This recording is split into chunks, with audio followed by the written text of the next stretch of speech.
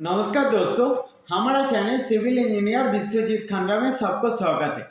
तो आज का वीडियो में आप लोग को मैं बताने वाला हूँ तो कॉलम और शेयर वॉल का बारे में। एक्चुअली हम लोग माइबॉन्ड फॉर्मेट का कास्टिंग करते।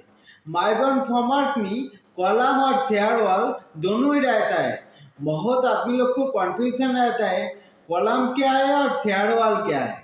तो कॉलम और शेयर वॉल का बारे में डिफरेंस आप लोगों को मैं समझाऊंगा आज, ठीक है। तो आज का वीडियो आप लोग अच्छे से नोटिस कीजिए, तो यहाँ से आप लोग को क्लियर हो जाएगा कॉलम और शेयर वॉल क्या है, ठीक है। माइबॉन्ड फॉर्मेट से हम लोग कॉलम और शेयर वॉल दोनों को ही कास्टिंग कर सकते हैं, ओके। और दोनों का ही फॉर्मेट हम लोग सेटिंग कर सकते हैं माइबॉन्ड फॉर्मेट से, ओके। चलिए दोस्तों आगे बढ़ते। आगे आप लोग को मैं समझा देता हूँ अभी कॉलम और शेयर वॉल क्या है। आप लोग को मैं अभी समझाऊंगा कॉलम और शेयर वॉल का बारे में details point by point, okay. तो आप लोग को मैं पहले कुछ बेसिक इंफॉर्मेशन दे देता हूँ कॉलम और शेयर वॉल का बारे में, ओके। तो आप लोग सुनिए। तो एक नंबर जो है कॉलम और शेयर वॉल दोनों ही बिल्डिंग का वर्टिकल स्ट्रक्चरल एलिमेंट है, ओके। दो नंबर जो है कॉलम और शेयर वॉल, ये दोनों का स्ट्रक्चरल जो फंक्शन है, दोनों का फंक्शन अलग अलग है, ठीक है। और बाकी तीन नंबर आप देख के समझ जाओगे ये कॉलम है क्या शेयर वॉल। एक्चुअली कॉलम का मिनिमम विड्थ है 300 mm और शेयर वॉल का मिनिमम जो विड्थ है वो 150 mm है। तो यहाँ से आप लोग को समझ में आ रहा है तो कॉलम का विड्थ बड़ा रहता है शेयर वॉल से, ठीक है। मतलब कॉलम शेयर वॉल से विड्थ में बड़ा है, ओके। उसके बाद आप एक्चुअली कॉलम और शेयर वॉल ये दोनों का डिफरेंट शेप देखने के लिए मिलते हैं हम लोग को।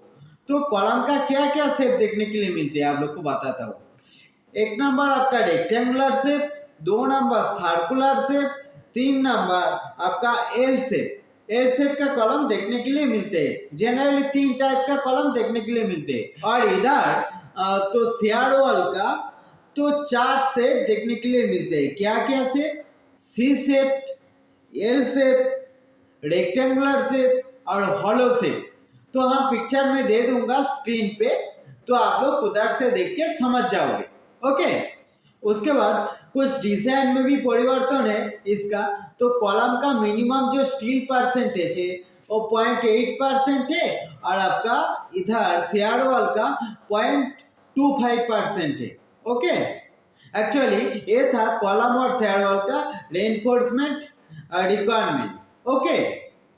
तो अभी आप लोग को मैं डिटेल्स समझा देता हूँ कॉलम और शेयर वॉल क्या है। ये था बेसिक, ठीक है।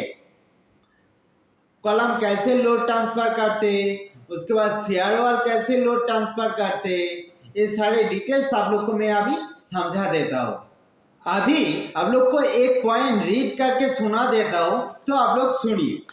The reason to provide shear wall is to strengthen the building against seismic force due to the fact that shear wall resists lateral load by initiating the shear deformation, hence name shear wall, instead of flexural or buckling deformation in case of columns। तो इसका meaning यही है, आपका share wall जो है building में strength provide कर रहा है आपका सिस्मिक फोर्सेस का अगेंस्ट में, ठीक है। तो कैसे?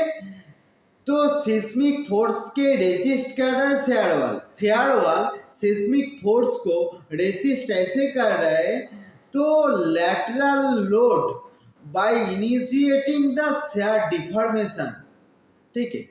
शेयर डिफॉर्मेशन का दौरान लैटरल लोड क्रिएट कर रहा है तो स्ट्रक्चर में, ठीक है। ऐसे करके आपका स्ट्रक्चर में लैटरल फोर्स का अगेंस्ट में लड़ाई कर रहे हैं शेयर वॉल।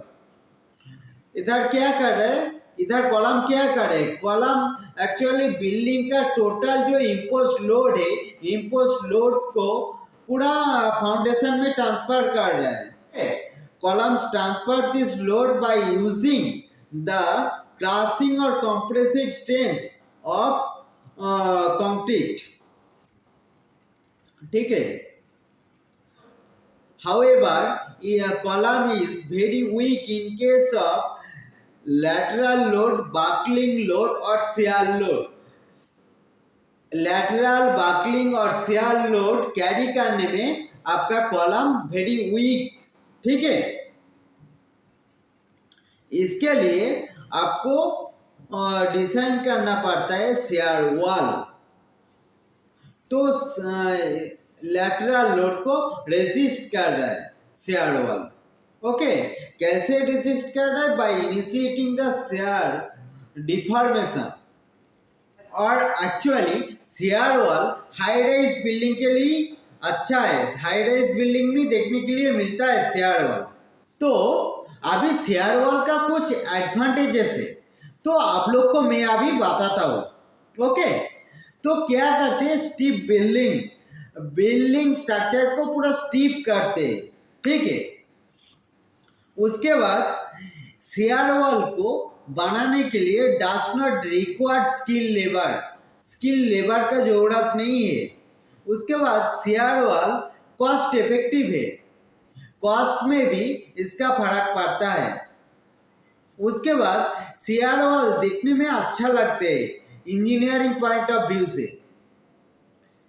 उसके बाद शेयर वॉल का वेट लाइट है और हाई राइज बिल्डिंग के लिए शेयर वॉल देखने के लिए मिलते हैं।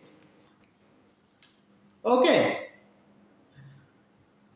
तो अभी यही था बेसिक इंफॉर्मेशन शेयर वॉल और कॉलम के बारे में। हम लोग शेयर वॉल और कॉलम दोनों का ही फॉर्मवर्क माइबॉन्ड फॉर्मवर्क से बना सकते हैं। ओके, तो उम्मीद करता हूँ आप लोग समझ गए होंगे शेयर वॉल और कॉलम का बेसिक डिफरेंस। तो मिलते हैं नेक्स्ट वीडियो में, और वीडियो अच्छा लगे तो इसमें लाइक कमेंट शेयर कर दो, ठीक है, और किसी का भी हेल्प हो जाए।